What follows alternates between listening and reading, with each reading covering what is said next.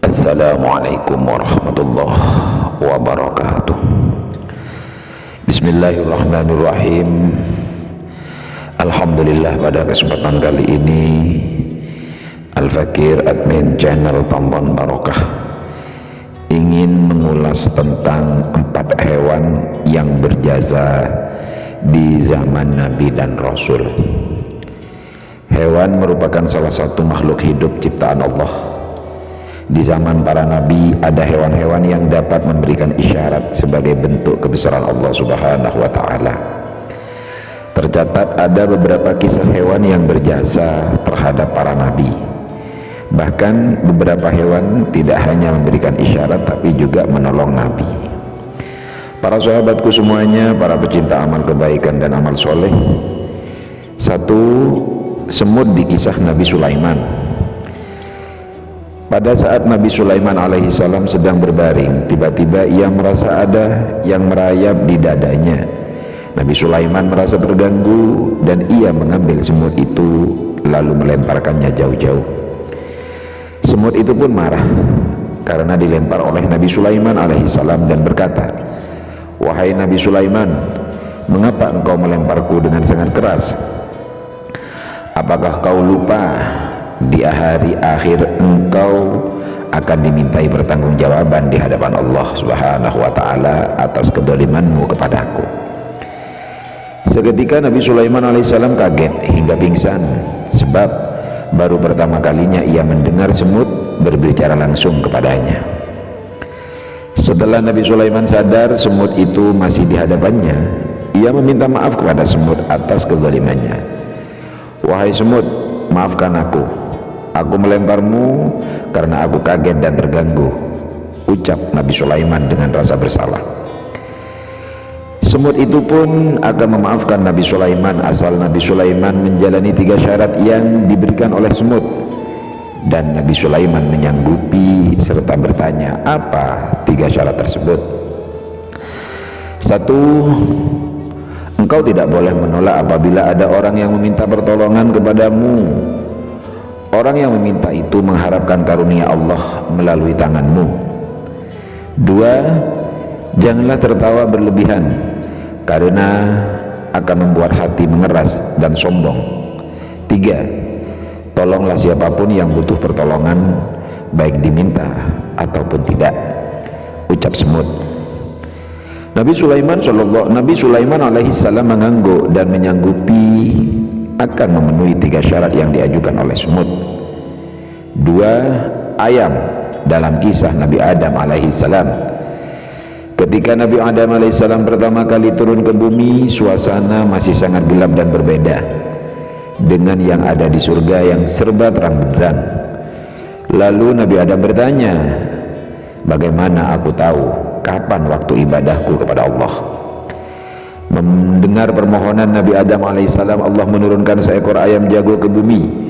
Namun demikian, aku bukanlah makhluk yang baru diciptakan, aku telah lama menjadi penghuni surga. Sebenarnya wujud asli dari ayam jago itu adalah malaikat Ad-Dik yang bentuknya menyerupai ayam jago.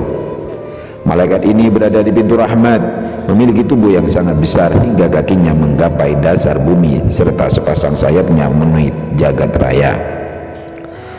3. Paus yang diperintah menyelamatkan Nabi Yunus alaihissalam.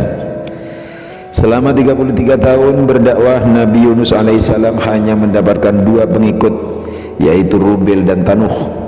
Tentu saja hal ini membuat ia sedih dan tidak ada lagi harapan bagi kaum Ninawa untuk bisa beriman kepada Allah.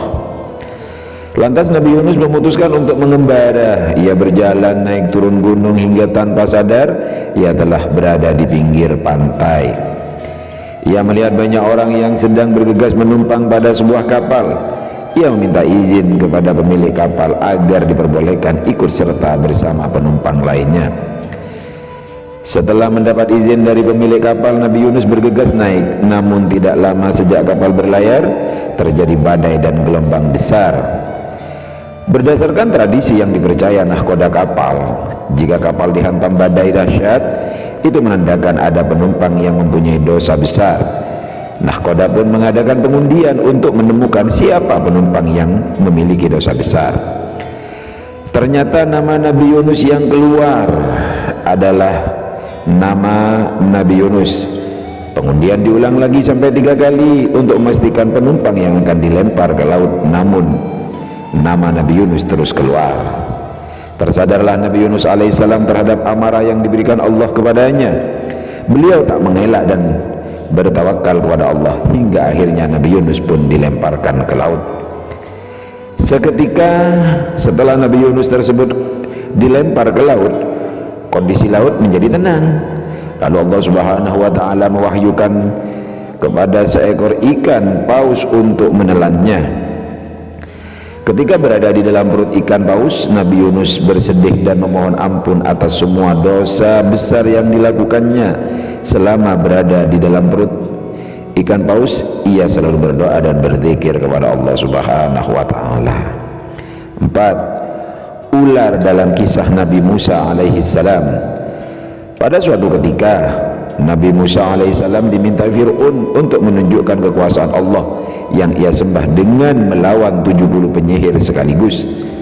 Para penyihir melempar tongkat mereka masing-masing. Dari satu tongkat keluar banyak ular, saking banyaknya ular tersebut saling tumpang tindih. Tiba pada giliran Nabi Musa alaihissalam melemparkan tongkatnya sebagaimana yang dilakukan penyihir Fir'aun. Tongkat Nabi Musa berubah menjadi ular yang sangat besar. Ular tersebut memiliki kaki dan taring yang sangat tajam. Ular Nabi Musa seketika menelan semua ular-ular para penyihir tanpa tersisa satupun. Seketika para penyihir tahu apa yang dilakukan Nabi Musa alaihissalam bukan sama sekali sihir, meskipun terlihat mirip karena tongkat mereka sama-sama berubah menjadi ular. Namun ular dari tongkat Nabi Musa alaihissalam berbeda. Setinggi apapun ilmu sihir tidak akan mampu menandinginya. Para ahli sihir akhirnya bersujud dan mengakui Tuhan Nabi Musa alaihissalam. Para penyihir telah beriman kepada Allah dan memohon untuk diampuni segala kesalahan-kesalahan yang telah mereka perbuat. Mudah-mudahan ini bermanfaat untuk kita semuanya. Assalamualaikum warahmatullahi wabarakatuh.